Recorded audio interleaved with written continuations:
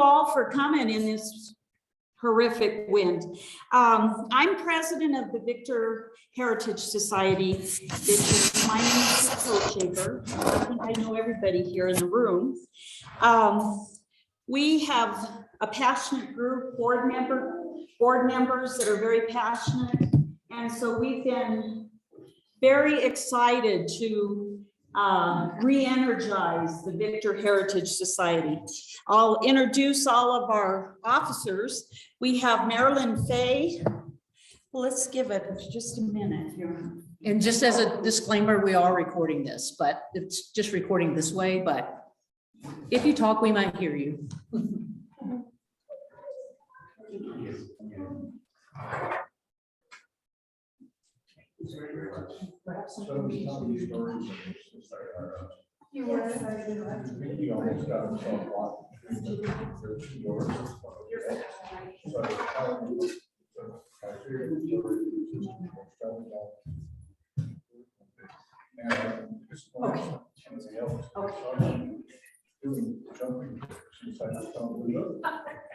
Okay, I'll go ahead and continue. Welcome. Thank you.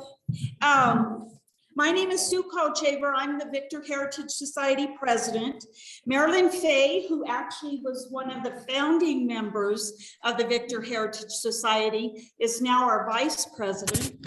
And we have Sheila Stanley here. She is the treasurer and membership coordinator. Melissa Blessing, who has a house. Where's Melissa Blessing's house? North 7th. She is our secretary. Doug McNeil is our website coordinator and corresponding secretary. We have Judy Sandlin. She's our, she does our heritage calendar. With Lejean. With Lejean. We put this out every year. Newmont helps to sponsor it. These are $10. And we have some out here if anybody wants to get a calendar. And then we have Lejean Greason, who, can I turn her around? Hi, everyone. Hello. She's saying hello to everybody. She is our photo archivist. Probably Your house sometime. Yeah, They- happy to give you a little bit of somewhere to go. Yeah, that Well, would be you good. already got cars in the turn wall. his face on now too. All right, Rich, we'll take How you. we can get each other. But Yeah, you're welcome. I'm gonna mute you, Marilyn. hi, Marilyn. Lejean also has, and we have Ann Horton too, who is a board member. And she is a longtime, her relatives, how many generations? Generations aren't long, but. Yes. Longevity. Yeah.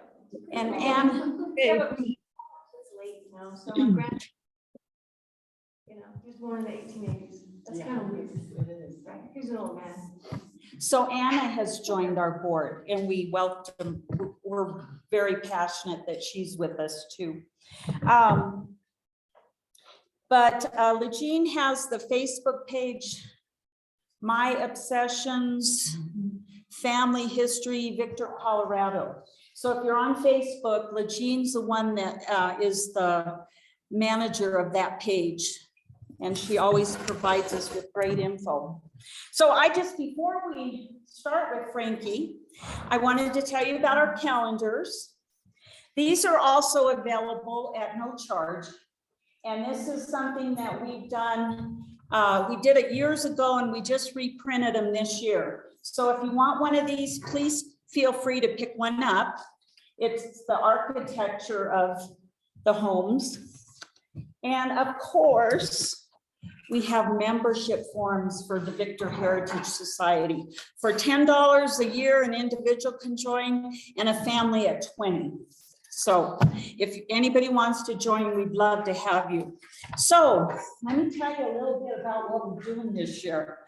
We usually have our historical home tours during Gold Rush days. We are going to have Richard Corson do, in lieu of that, he is going to put a display together, and we'll let you know where that will be and when it'll be during Gold Rush days. We're moving the Heritage Home Tours to a special weekend. We think we need a whole 3 days to celebrate Victor Heritage. So September 6th through the 8th, we'll have Legine here. She's going to be doing a presentation in the Historic Gold Coin Club on Friday night. Saturday, we're kind of unsure of the schedule yet. We're going to have a roundtable discussion. We want some of the old timers to join. The borough race will be happening that weekend. And then House tour. the house tour is in the afternoon. On Sunday, we're going to have a little memorial out at our World War II memorial. Steve Plute is going to be talking about the Gold Star soldiers on the wall. And then after that, we're all going to go to Bison and hopefully have a picnic. So, and we'll talk about the Bison history. So we really want to have, just enmesh ourselves in Victor Heritage for that weekend. What else are we doing that I forgot? Baseball game, you said that, we'll do it on the calendar. The vintage baseball tournaments will be here June 22nd and 23rd, again at the historic Gold Bowl. And I think that's it for That's all now. right, yeah, that's what I can think of. So, but we're always looking for pictures for our calendar. So if anybody has pictures, please, let's get them donated, and Legine and Judy go through them and put these beautiful calendars together. And we will be participating in the parade on Gold Rush days. So, At noon. yeah, and we meet at my house. So And she lives And get right in- there on Victor Avenue. get in costume. Anyway, so welcome, and without further ado, we're going to introduce Miss Frankie Ashton. She was deputy clerk at Teller County, clerk and recorder at the Teller County Courthouse for 7 years. And so we wanted to bring her in because we want her to teach us how to do more research on the house. And I have to tell you an interesting fact about my house. I live on 2nd and Spicer on the corner. Legine just sent me a picture of my house from 1899. It was one of the houses that was not destroyed, I guess, in the fire. And Josiah Small, his wife was Ella. They lived in that house. And after the Great Victor Fire, he wrote a letter to Ella telling her about the destruction of Victor. And I'm gonna hopefully, Legine, I think we need to get that out, because this year the Victor Fire Department is celebrating 130 years, I think it is.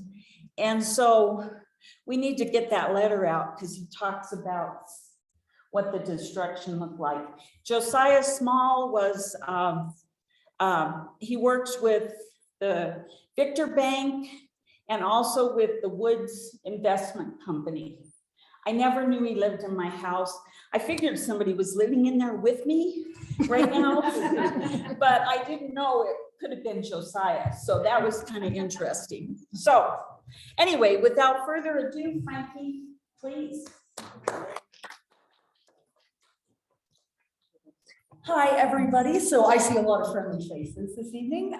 For those of you who do not know me, my name is Frankie Ashton, and I have the honor and privilege of owning 2 historic homes on South 2nd.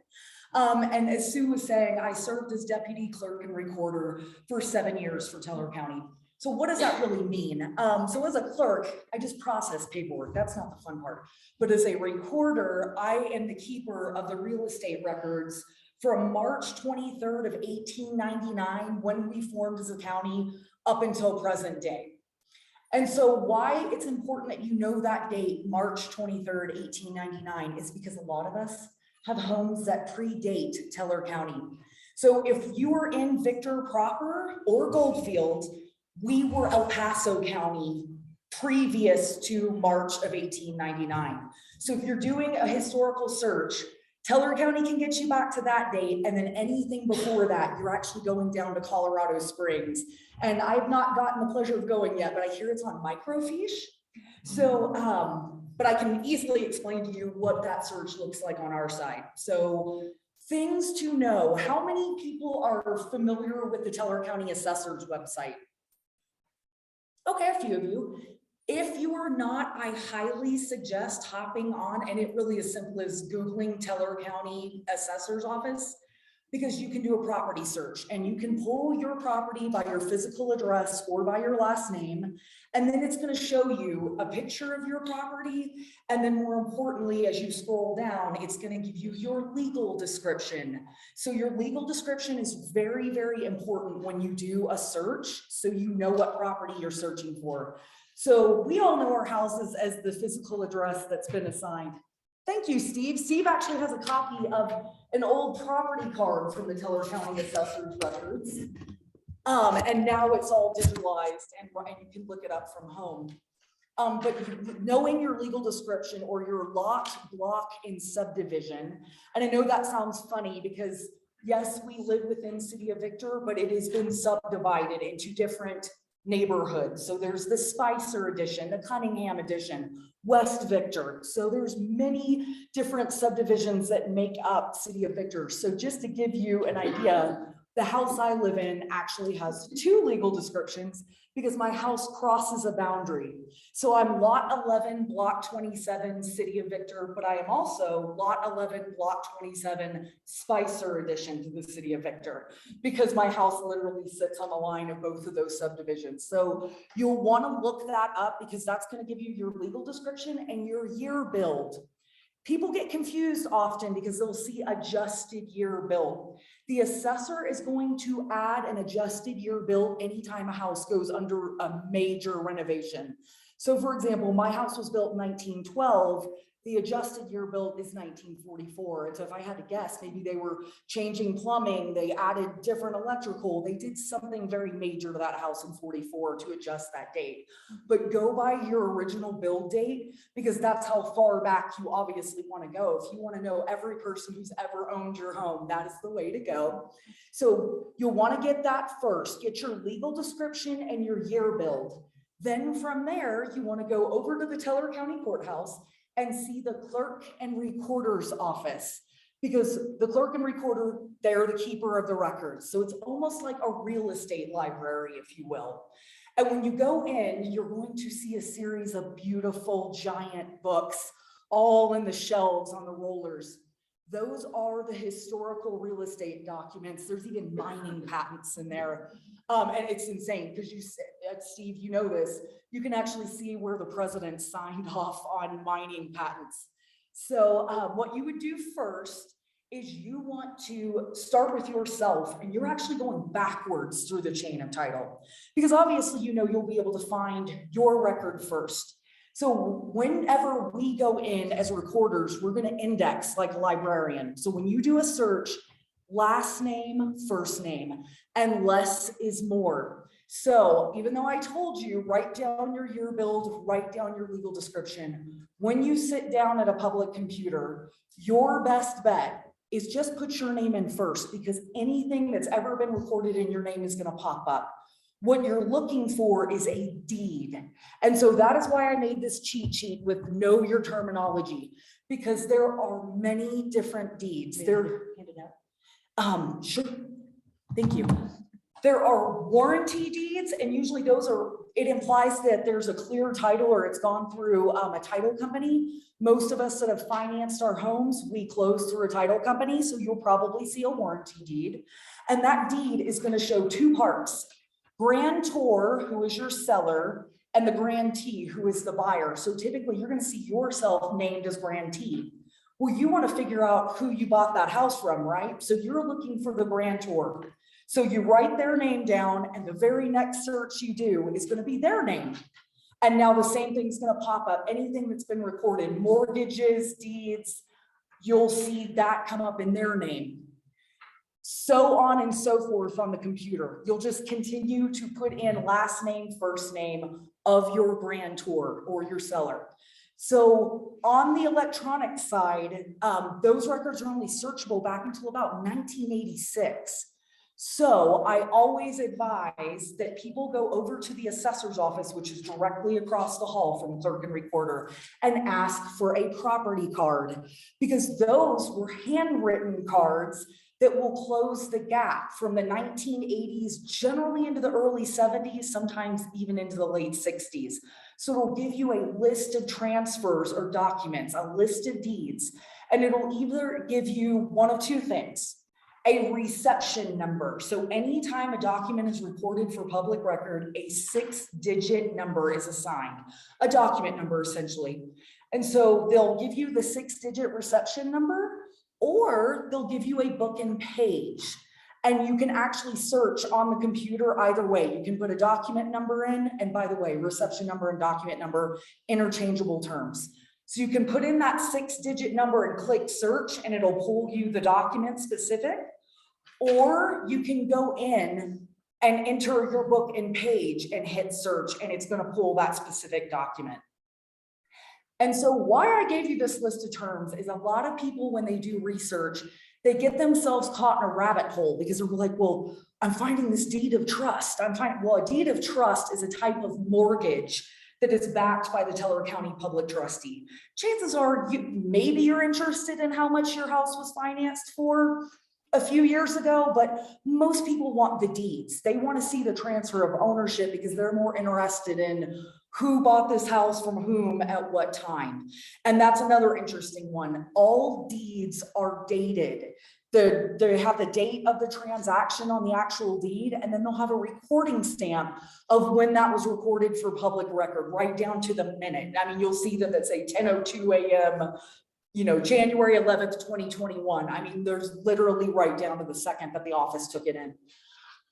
So once you get into those older records, you'll use your property card like Steve had a copy of. You can put those all in. Well, then you get through the property card and, gee, now what do I do? That's where the giant books are going to come in. So you will notice on the far wall behind the computers, all the way to the left, it's almost like I've been in this office, you guys, all the way to the left. If you look at the books, you're going to see the grantor and grantee indexes. They're going to be alphabetized by last name, and they're going to have a date range on them. So that way you can see what transfers happen within this date range between these parties. So that way, again, chances are you're really going to go through, okay, well, I found this person bought from this person. So for me, it's been easier to really do the grantor search, because if you know who the buyer was, you can usually get back pretty fast, but it never hurts to search by seller as well. And because we've had people come in the office and say, oh, my uncle sold a house in the 70s. Well, now we know to look in the grantee index, like, okay, well, let's see when he sold it, or grantor, sorry, or he bought a house in the 70s. Well, he's going to be the grantee. So we can find him by his last name, by that date range, and as a grantee or buyer. So as you're going backwards, that first wall is going to get you back to, I want to say, 1949. No, it might go a little earlier, but you'll go back even more if you're, depending on how old your house is. So there's a giant island in the middle of the office. Well, the portion that is facing the DMV counter, if you've ever been in that office and registered a car, you've seen that island. Well, then the older grantee books, those are actually going to cover 1899 through 1947. So yes, the wall will start at 47, and then go through, I believe, December of 1980. So you really have got a full range of documents you can look up. Now, most of us that live here in town, whether you have a commercial building or a residential, you're gonna be searching by a legal description. You're gonna have a lot block subdivision. But in the case that you have vacant land and you have a mining claim or a load, LODE, which is just another name for a mining parcel, a lot of people want to look up that original patent. They want to find out, well, when was this patented? And we even have records, for some reason, El Paso let us keep, because some of them are dated from the 1880s, which were obviously before we formed this county. But if you want to do that, that actually is you'll have the name of your mining claim, and you will also have what is called a section, township, and range, or a meets and bounds. So essentially it's a tract of land and there's a grid system. And so you've got your section, your township, and your range, and that will literally, so for example, if you were to hire someone to come and do a land survey, your surveyor uses those coordinates to locate that exact tract of land. And those are tracked obviously very heavily, not only by property owners, but by Newmont. I mean, it goes on and on. They're very specific. So if you do have a piece of land with a mining claim, you can search by the name of that mining claim. And interesting story, I searched my own home and I found out as I was going backwards, the very center that we're standing in was once the Lutheran church. And the pastor lived in my house. So it was a very short commute. He only had to walk a block down to come to church. And so the Swedish Lutheran church owned my house for about 20 years. So as I was going backwards, I was like, oh, the Swedish, what? The Vicky Center. So I put it all together. But I've used other means as well. So for our side at Clerk and Recorder, we're gonna give you all the transfers, all of the deeds. And what's really fun, you guys, if you come in the office and ask the girls, the old deeds, we photocopy them out of these giant books and they'll print them off at 11 by 17, like a poster size for you. And I have them, the older deeds, so that I could frame them and put them in my mudroom. So when I got all the way back, the very first owner I could find, I noticed a lot of them, they abbreviated their names at the turn of the century. So it was E.H. Newland. And I thought, wow, who is E.H. Newland? And maybe a year ago, one of my neighbors catches me driving up the alleyway and she goes, Frankie, there is someone looking for you. Their great grandfather owned your house. I said, is their last name Newland? And she's, it was. And it turned out it was Lori Newland Lorenz, and she is on Lejean's page, and she happens to be a children's book author.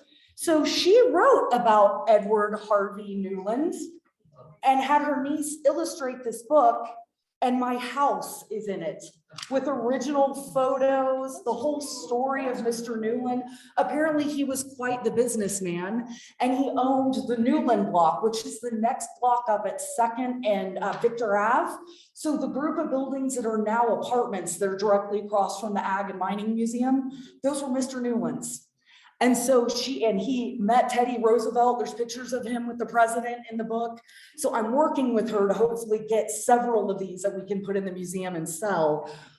But it was amazing because she provided me with pictures of the house. I mean, I couldn't believe it. So much so that I'm about to go to the Teller County assessor with proof that my house was not built in 1912. I have pictures of it from 1902. So it is older than what even the county believes it is. So it's really interesting. Like you go through and you can learn about, the history through deeds. But another great one I found is ancestry.com. You can go through the old US censuses that way. The Sanborn fire maps I found to be very helpful. They'll give you so much information. And that was another reason I suspected my house was older. It was showing up on Sanborn fire maps much previous to 1912. So it was very neat. And when you get in contact with other history buffs, we all pull together like this really fun group of people that we are. And thank you, Lejean, because when I bought the second house, I knew nothing about it. I thought, okay, well, I can search the deeds, but I want to know the fun stuff. So I posted a picture of it on the My Obsessions Family History Facebook page. And within minutes, Legine got me in contact with Anna, who was already my friend, and I won't cry telling our story, Anna, but Anna explained to me that that was her family's home for generations. And she sent me a plethora of pictures and I was blown away. I couldn't believe it. I could tell by the pictures exactly where in the house they were taken. It was absolutely incredible. And my favorite part was Anna called me and said, well, sorry, Anna, I'm gonna make you cry. It's your Aunt Rita, correct? So her Aunt Rita was up this summer. She's 90 years old and she grew up in this house. And so I had the honor and privilege. I told Anna, I said, we're furnishing it. I'm staging it to put it on as a rental. But if she doesn't mind coming into a work of progress, let's show her the house. And we brought Rita in. And what was it? Maybe an hour. She walked around and she went from room to room. And I could tell she was seeing that house as it sat 70 years ago. And she was explaining to me where the phone was on the wall, where my dining room was their family's library, that 6 kids were raised in that house. 6 kids were raised in this 3-bedroom house. 1 boy, 5 girls. Yeah, 1 boy and 5 girls. And I think there was not a dry eye in the house when she stood in the bathroom in front of the original clawfoot that has always been there. And she kind of put her hands down on the pedestal sink and said, 70 years ago, my dad stood in the kitchen and looked at me and told me how beautiful I looked in my prom dress. And I don't think there was a dry eye in the house. I think we all started crying. And that, I think, is really what has been beautiful and amazing. One of my neighbors once said that we aren't just homeowners, we're stewards of history. And that really resonated with me. That really touched me deeply because I think of it that way. And now knowing several times I've been out working in the yard and I've scared people because they've pulled up and they're pointing at the house. And so a gentleman rolled down his window and he said, I'm really sorry. It's just my family lived here in the 70s and 80s. And I said, you're Paul Downs Jr., right? And he was stunned. And he said, do you want a tour? Come see the house. So he jumped out, but he was able to give me a lot of insight into what had changed even in the last, 30 years. So that was pretty amazing. So I would highly recommend that anybody who is curious about the history of your home, definitely go into the clerk and recorder's office, search your deeds, because that will take you all the way back through your chain of ownership and you'll have the names. But then from there, if you can use websites like ancestry.com, if you can jump on, and you can, the Sanborn fire maps, you can get on them for free on the internet, or even reach out on Facebook groups, you will be stunned at the amount of information you'll find out about your property. And like Sue was saying, there are dynamos like Legine Greason that have pictures upon pictures of Victor and could possibly help you in your search for your property. So that being said, if you ever get stuck or you ever have questions, I put all of my contact information on the whiteboard to the right. So for anybody who's zooming in, again, my name is Frankie Ashton.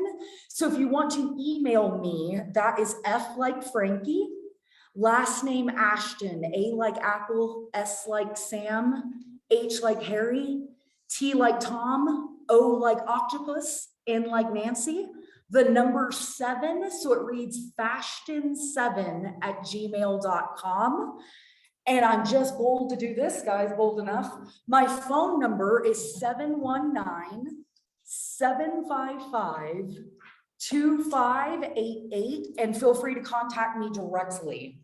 I'm pretty quick about responding to texts and emails, so just let me know if you have questions. I'm more than happy to assist anyone in their search because I love doing this. So does anybody have any questions for me right now? Well, so we, when we became Teller County, What year was that then? So that was March 23rd of 1899, and I'm getting very specific because transactions that were even done in February of 1899 are technically records of El Paso. So when we split from them, they kept those records. So they are the custodians of those records, but I've had many people tell me, if you go down to their building at 1675 West Garden of the Gods, they have a really big complex over there, and they have all their historical records on microfiche. So now I'm not sure how they can duplicate those or print those off. I know at Teller County Clerk and Recorder, we are readily able to print documents if you need them. So you might want to give them a call. They have, their phone number is 719-520-6240. And so that way, if you know, hey, one of my houses was built in 1900, so I know there will be, to get all the way back, I will have to go to El Paso and do that, the rest of that search. Yes, Nancy. Yeah, I'd just like to share a similar story to yours, Frankie. One day many years ago, I was coming home from work, and there was a lady, a car with two older ladies parked in front of the house, and I thought, this is a little odd. So I went over and I asked if I could help them, and they said, we grew up in that house. And I said, all right. And I said, about when? Well, 1930s. And I knew a bit about the history of my house. One of my former tenants. And I said, which our grandmother probably, a Mrs. Fuller. Yes. I said, so a Mr. and Mrs. Fuller owned the house from about 1900 to about 1908. And I believe that he had something to do with one of the mines here. The house, the way it was built, was clearly nice woodwork, that sort of thing. So that led me to believe that this person probably had a little more income than the average person. And I said, and Mrs. Fuller also owned this house in 1932. Yes, that's when we went to live with our grandmother.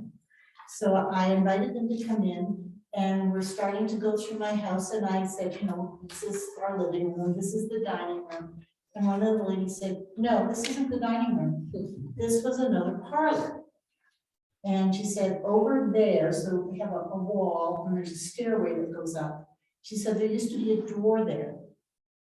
Okay, so we went down and through and into the kitchen, and there's what we use as a bedroom now. She said, this was the dining room, and it still has a swinging door. And it dawned on me all of a sudden why the light switch for this room was clear on the other side of the room, is because you went through the parlor, flipped the light switch on with your left-hand side to go into the dining room.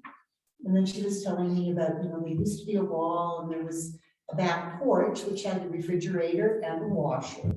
There was no bathroom, but I learned a whole lot about my house that we had never known before. But because I had already looked at the history of it, when these ladies showed up, it's like, well, it was just absolutely fascinating to talk to them, because things that I didn't understand before were crystal clear now. And so what I want to do is go back and look to see how far back the house goes. It's down at the south end of 4th Street. So the fire never got there. So we've hypothesized that it was built probably 1893, 1894, but it would be now fun for us to go and actually do the research in Teller, or Hassel County, to find out the rest of the story. But so Yeah, you'll be amazed at what you find. 'Cause even on deeds, thank you for letting me share. even on deeds, I had no idea that all 4 sides of my house was once brick, because it's described that way in the 20s, 4-sided all brick house. And the same thing, I thought, boy, you are of some means if you could build a 4-sided brick house in Victor, but it must have been after the fire. They must have wanted to fireproof it. Well, then finding out that Mr. Newland was a banker by trade and was of means, yes, he probably built the house to withstand a fire. And then I also found, going even farther back, that, and this is why I bring up loads, I see improvements thereupon the apex of the Inez load. And I went, oh, it was on a mining claim, which made sense because they must have mined all of this land before our houses went up. And I know just from when I go down in my basement and go back up the steps, there's gold flakes on my stairs. So I know that at one point that must have been a mining claim. So to see it was really quite interesting. And people ask constantly, well, does that mean I have mineral rights? I hate to burst your bubble. Most of us only have surface rights, meaning you have the first 6 inches of the topsoil. Anything under that, it generally belongs to Newmont or whomever owns the gold mine at the time, because they transfer those. That as well. So when every time the gold mine sells, our office gets to index about 800 to 1,000 mining claims all in one document. I mean, your eyes will be crossing by the end. Luckily, we have an indexing tool. It's like a highlighter, and we just go down the line and type in, but they literally transfer every single mining claim when that mine sells, so that there's a paper trail for every last piece of the mine, every parcel of land up there, every active mining claim, every inactive mining claim. So it's quite interesting to kind of go back and see what has transpired over time, because I learned things I never thought I would know. So for example, I believe Golden Cycle, I don't know if they owned the gold mine maybe during the 80s.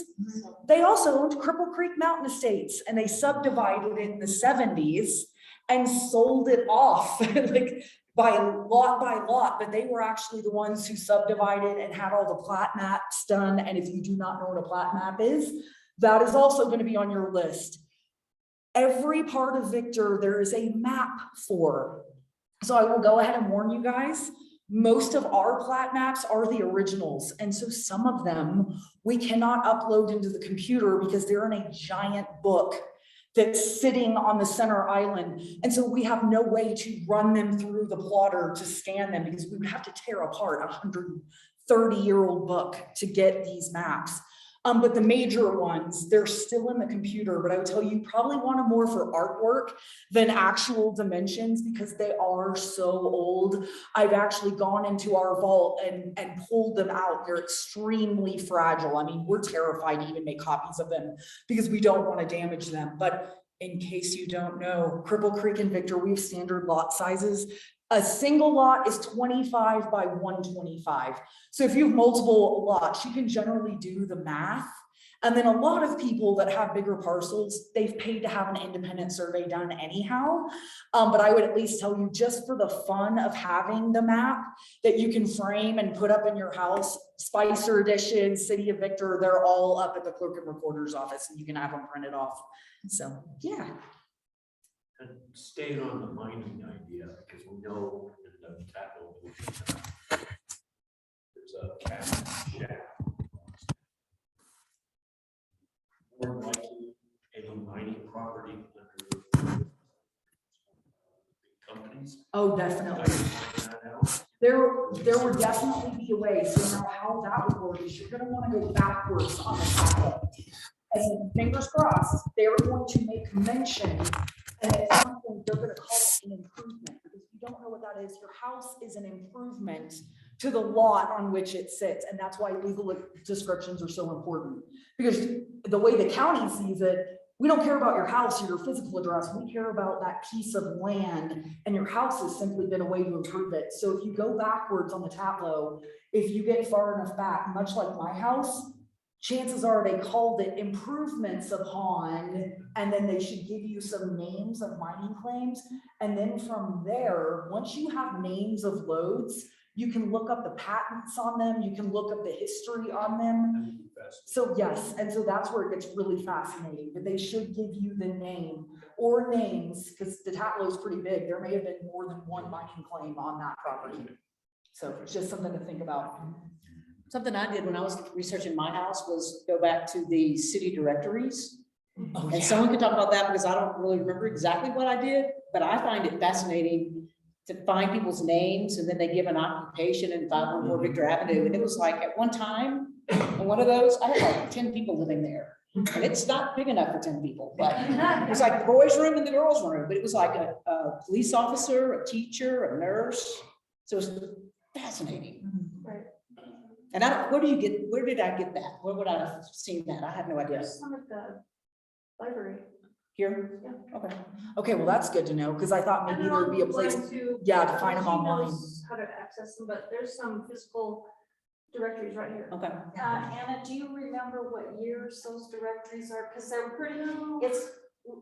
I can't remember. 1910, 1912, There's there might be several. older, There's Yeah, quite a there's a number. bunch. The little red books. And they're on, a lot of them are online. Yeah. I Online? think Colorado Springs Library has a lot of them. Yeah. Well, if I'm not mistaken, I also think they're on the Victor Heritage Society website. Is Doug there? Yep.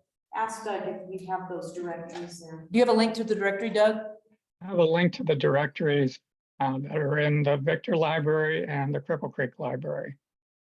Oh, Yeah. perfect, the Cripple Creek Linked. Library as well. Yeah. And The Pikes Peak Library District has a vast collection, and they're very helpful. If you need to go in there for any kind of information, the librarians can help you. They're genealogists, and they can, And where's not, that? not for property necessarily, but for everything. So, Where's that? it's right downtown off of Cascade Everyone's and library. Penrose Library. Oh, okay. Right down Springs. there, right downtown, on that exact street. It's on Cascade. Cascade and. Okay, does anybody else have any questions? Yes, sir. Everybody's done, I wanted to mention, when you go to the assessor's office and you ask for your property, passed around, that's what they'll give you. If you want to go beyond that, you have to ask them, would you please search it, get the full record from the vault? And they'll go into the vault and then they'll get you way back instead of just what that paper might only go back to 1985 or so, what they originally give you. Well, thank you, Steve. That's actually a good tip. Because so there is an old vault in the assessor's office as well. And they have, just like clerk and recorder, they have a handwritten record so that they can go back and reference. Also, grantee books, whatever you're going through, you go back and you're just really purring along, you're finding everything backwards, like Frank was saying, then all of a sudden you come to the sheriff's sale. And it shuts you down right now. And you can't go back any further unless you go talk to Linda, maybe she could, sometimes she's helped me at the assessor's office there. And we've gone back, she goes into the vault into the other room, you know, down the hall towards the entrance of the courthouse, she'll go in that vault.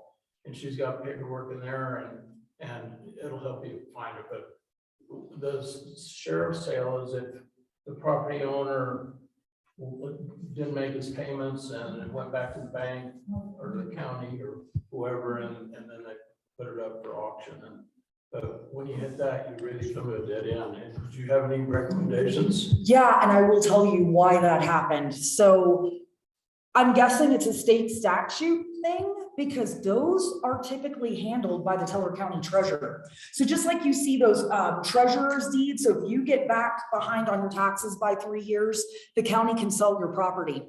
We see it a lot with vacant land. People inherit land and live out of state and just forget to pay the property taxes 3 years in a row. Well, then someone else can come in and buy it. Or we see public trustees deeds, and unfortunately, that's what happens when your house is foreclosed on. With those sheriff's deeds in modern days, we now record them for public record. But in those older ones, you may even want to go talk to Sharon at the treasurer's office. Their old volumes of books, because they have books just like clerk and recorder does, but they keep them down in the lower level of the courthouse, down in the basement level. And I believe, however, they charge by the hour to go down and research those books. So for whatever reason, way back when, those were not the clerk and recorder's records, those were specific to the treasurer. But now anything that they do over there, we record on the public side because now we realize, hey, people are going to need to research this in 100 years. We're going to need to have record of this. And I will also tell you guys, unfortunately, in about 2009, we sent off a lot of those big books and our drawer and card system from the 70s to a third-party vendor to have them scanned. Not all of our books came back to us. So yes, believe me, if I could go back in time and find out who that was, I would knock on their door and say, I believe you have our property. But a few of our giant books did not come back to us. And then quite a bit of our drawer and card volumes from the 1970s did not come back. So unfortunately, there are records that were just lost. And please know that is through no fault of the county other than hiring the wrong third-party vendor to scan those documents.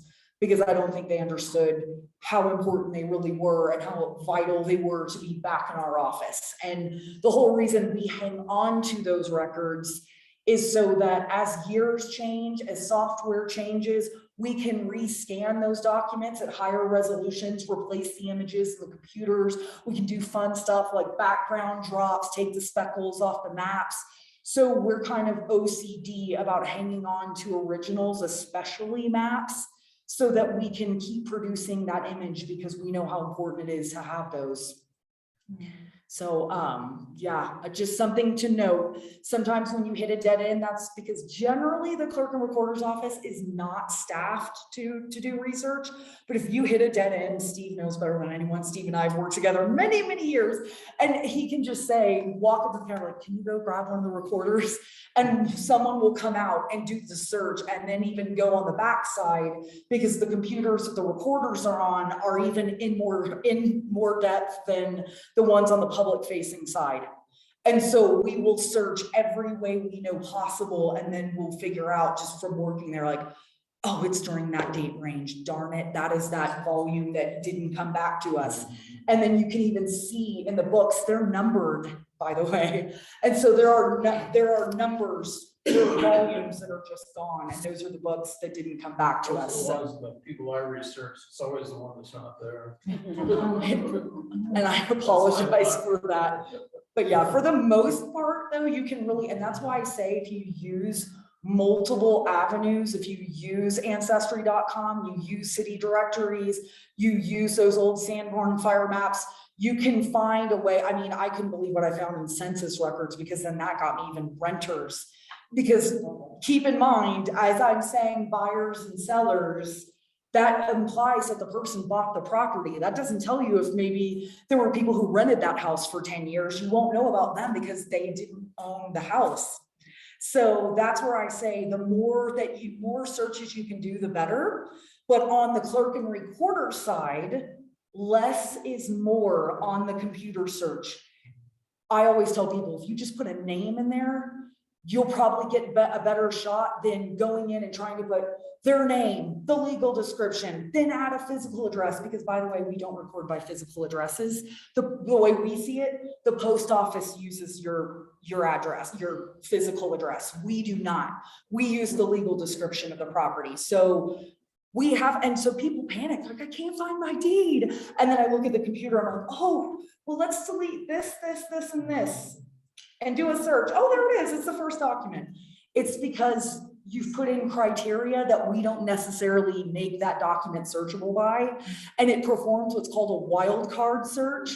And so if you overload it with information, the computer will just be like, no, I'm sorry, I can't find this particular document with all of this criteria. But if you simply give a name or leave a name out and just put a legal description in, then you'll get more hits as far as documents that come back. And then that list that you got, now you know how to lead through those documents and go, oh, I don't want this, I don't want this, I do want this. Because it'll give you a way better understanding of chain of title. But unfortunately, we have to record it all. Every little thing that happens with a property gets recorded, and people don't realize that. Even when you refinance your property, it gets recorded. There's record of it. So, yes, sir. I lost my train of thought for a minute, but Frankie and them, they really go out of their way to help it. And they're amazing over in Cook Creek doing that. And if you do have to go down to Colorado Springs, it's a whole different world down there compared to visiting Frankie. You're gonna go in there, you're gonna go register, you're gonna sit in a chair until they call you, and then you'll tell them, then they'll give you the film you want, and you go sit at a computer. and it's real dark or it's real light, and pretty soon you find yourself skimming through just to get to a better page, and it's very difficult in the spring, so hopefully none of you will have to go down there. Because it's so much easier to look at the actual book. But, and then also I want to say, doing research, ancestry.com is incredible. I got like 750 family trees. And if you want to find, say, your house, for example, and you know, well, the person that lived there that you mentioned earlier, if you go back and start a family tree on them, or your house or whoever, start a family tree on them and look for their descendants. And you can find that through the obituaries you'll get on Ancestry. You can see survivors. And anyways, I've written over the years letters, countless letters to people just fishing, so to speak. Explain who you are. And I would sure be interested in any photographs you might have if you do have any. And every now and then you hit the jackpot. And boy, over the years, I've gotten tons of photographs just from ancestry.com and finding these descendants and writing a letter to them, and they are happy to send you pictures. Or you can even write on the Ancestry site, you'll find pictures they've already posted of your old house back in 1930 or whenever. So Ancestry is really handy. Yeah, that's good to know. I'd like to take a minute because I want to tell you, was it 3 years ago we did the World War II Memorial Yeah, so in Wallace Park? So the original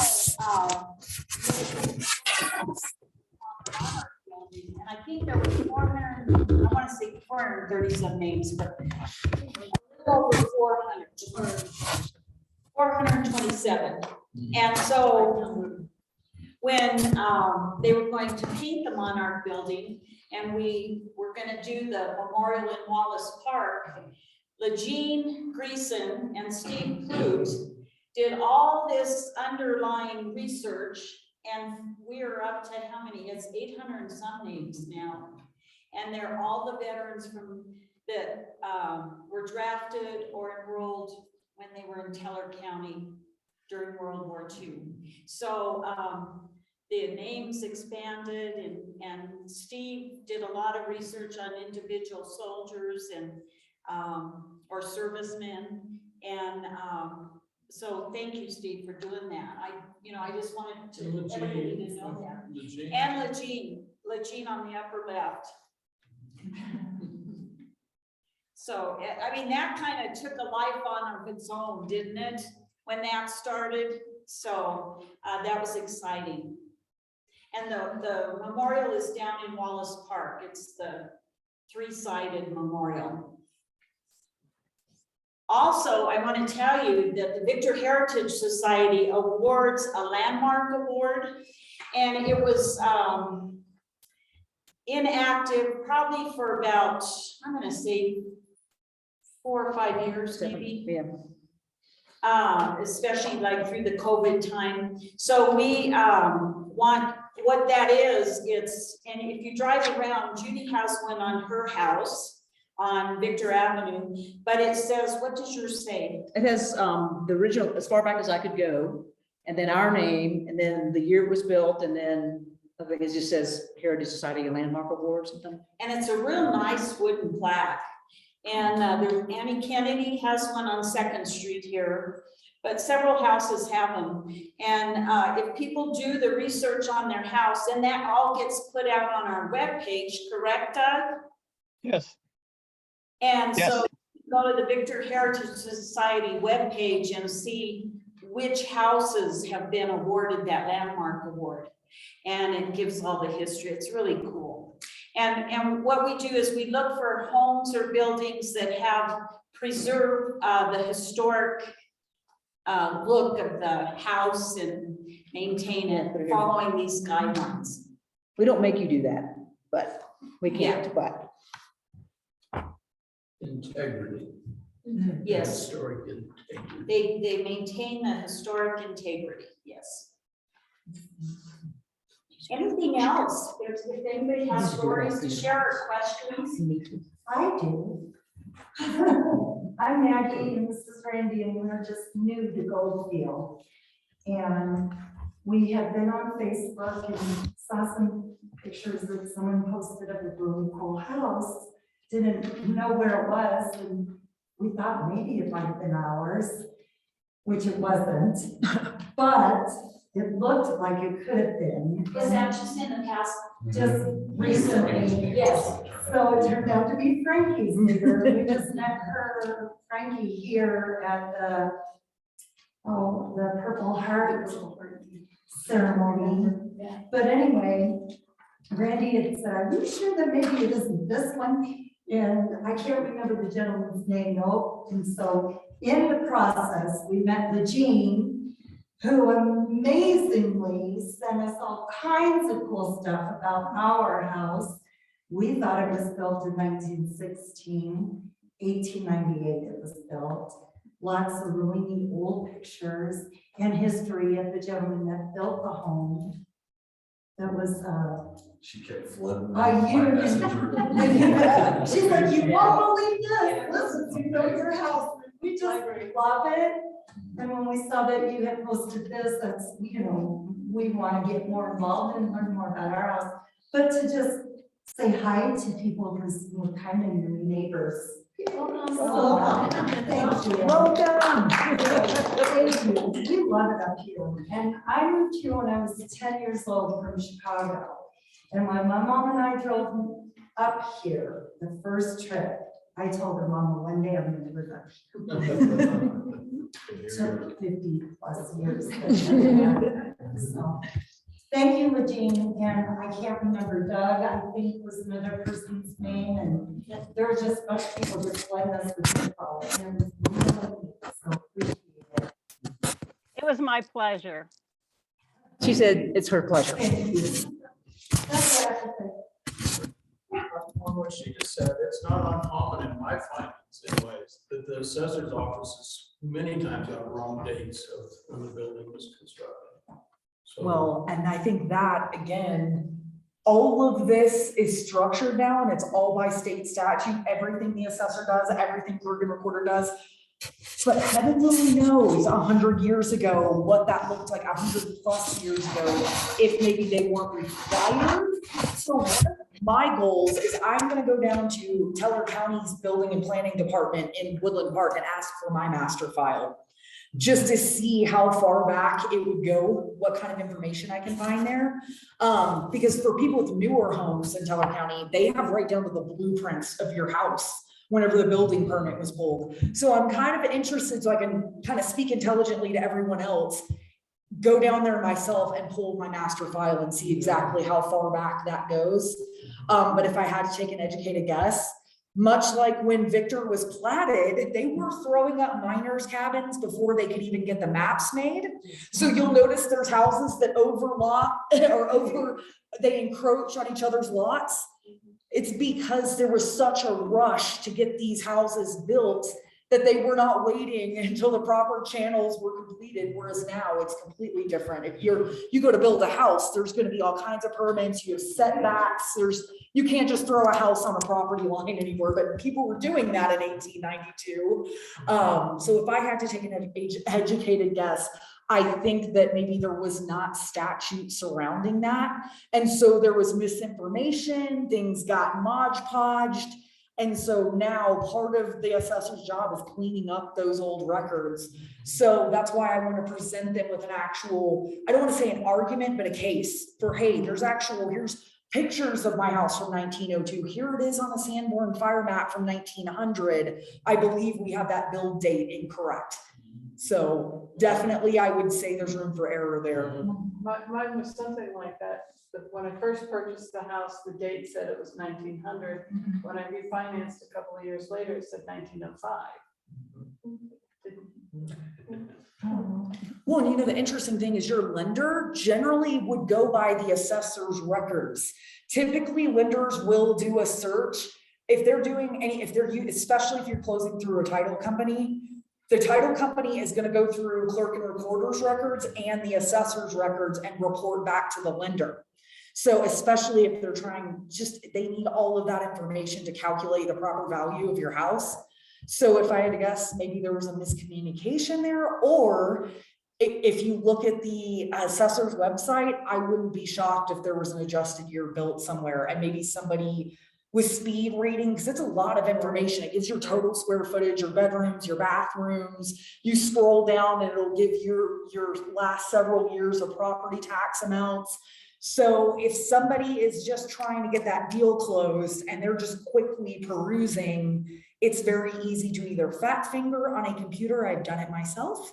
That's why there's always a second set of eyes to check my work, because I've been typing on 10 key and accidentally put a number in incorrectly. So it could be something that simple too. I'm like with Nancy, I'm just a couple houses down from Nancy, so now I'm starting to wonder, maybe it is even older than 1905. Well, and I also wondered too, because of when Teller County was carved. They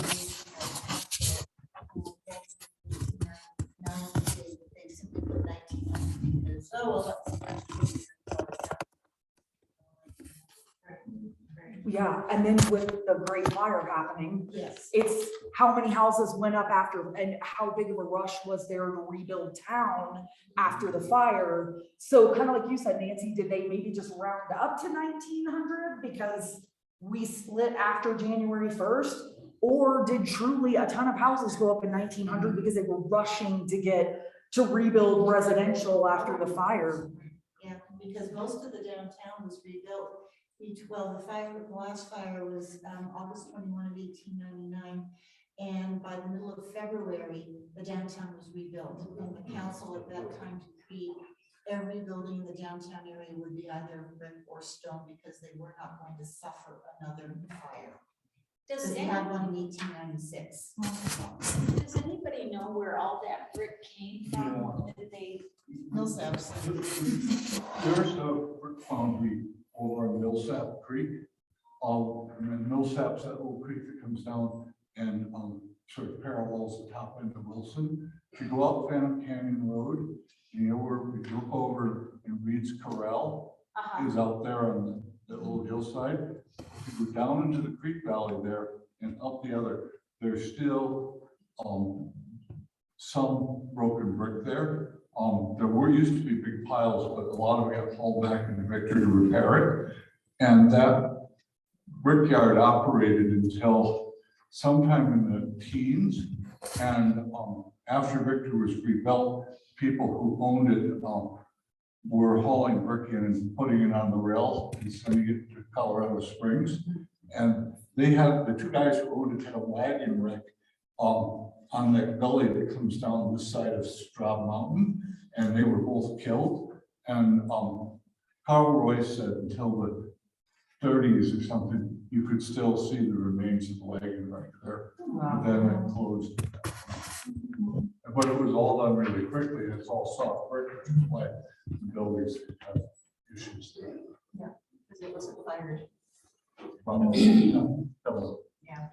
I know the Washington School was catty corner from this building, right on this corner, and Washington School was not destroyed in the fire, but everything between the Washington School over to the Presbyterian, I think it was the Presbyterian Church west of town. Do you know, Veldy? That was all just destroyed completely. That's the Methodist Church. Methodist Church, okay. So it's amazing it all didn't go, really. It really is. Has anyone ever made a map of what was destroyed? Yes. Lejean, do you want to talk about that? In fact, it was a Gold Rush Days booklet. Yes, it was the 1999 Gold Rush Days booklet that Ruth did the 100th anniversary of the fire. And it's all about Josiah Appleton Small and his experience. His wife was out of town, so he wrote her, I believe, 3 different letters, but one was written the night of the fire. And he said it went from Washington School to the Methodist Church. Those did not burn. And anything from Portland up above the Midland Terminal Railroad. So there's kind of a rectangular area that designates where the fire burned, but I'm sure on some of the edges, like if there was a house or a building, you know, it might not be an exact rectangle. But his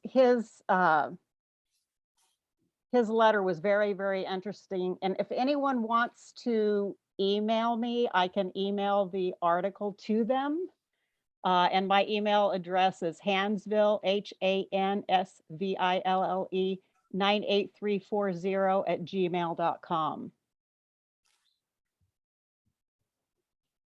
Interesting. I actually know the lady that is related to his wife. She's a descendant of that side of the family. She has a website that also has that information on it.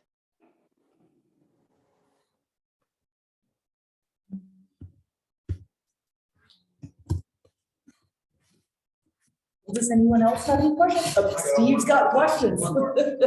If you'd like to take a chance on finding an old photograph of your house at the assessor's office, on these cards you get from them, they have photographs, just little ones like yay big or so.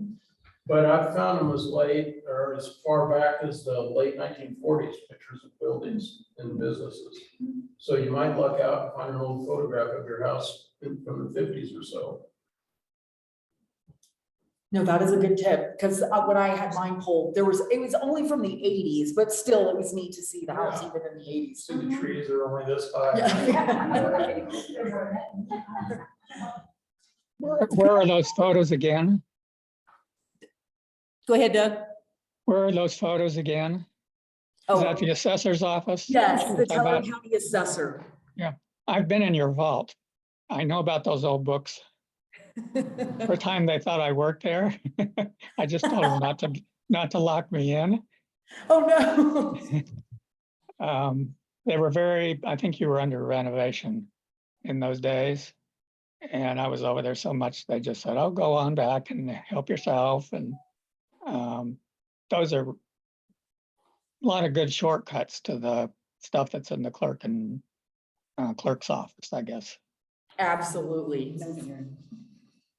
And Frankie, for you, like going down to Woodland to research yourself, don't forget about Fidelity.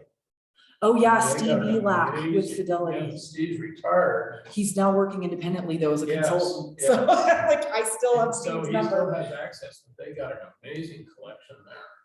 They really do. He worked really hard for years and years.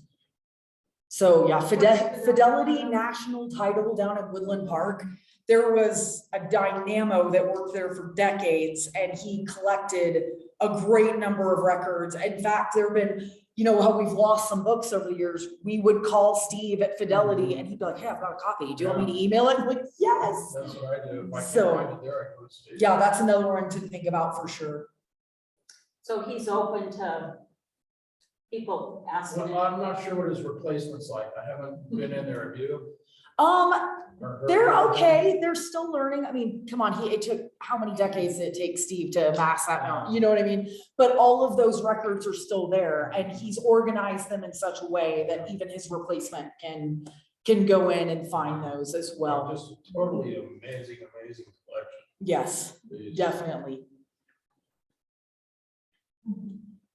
Anyone else? Let's thank Frankie.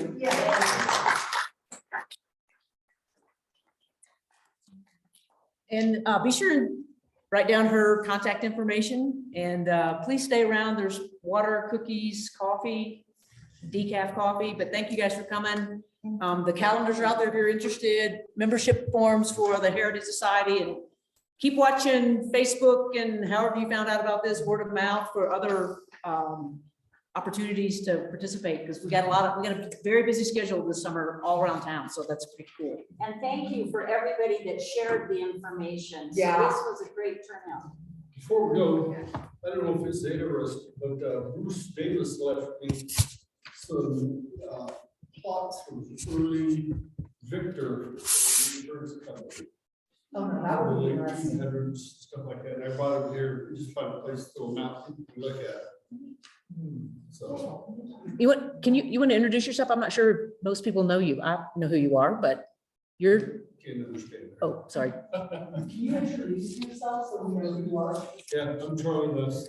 I live in Bruce Davis's house, called Tim Farm, right over there, 109 South Side. Thank you. All right. Thank you, guys. I want to sit under the table. Oh, here, come on over. Hi, Lucy. Hey, Steve, how are you? I'm good. How's it going? It's going pretty good. Can't complain. I'll see you later. Okay, take care.